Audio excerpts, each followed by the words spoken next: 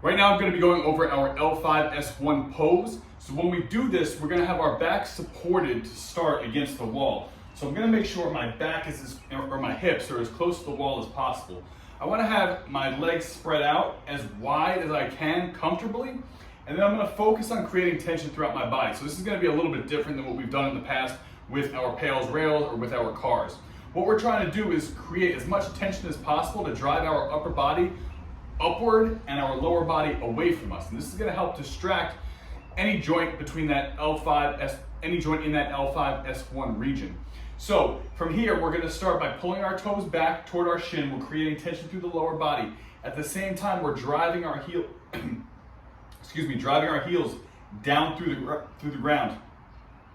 I'm going to create a nice vertical torso, and I'm going to pretend that I have a cup of water and I'm balancing it on my head. So we're not looking up, we're not tucking our chin.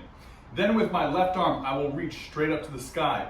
I'm going to be pretending like I'm a waiter and I'm holding a glass or food above my head with my arm angled out at 45 degrees. So I'll do that with my left and I'll do that with my right. And I'm actually pulling my fingers down toward the ground. So working in this type of motion as much as possible to get as much wrist extension as possible in this position. So I'm tightening up throughout my entire lower body, driving upward through my upper body, trying to get the heel of my palm up to the ceiling, almost like I'm holding a boulder above my head. And we're gonna hold this position for the prescribed amount of time.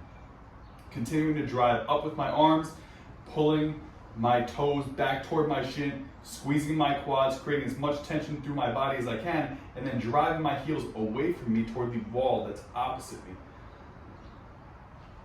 So we'll hold that stretch for the prescribed amount of time, and again, that's for the L5-S1 joint.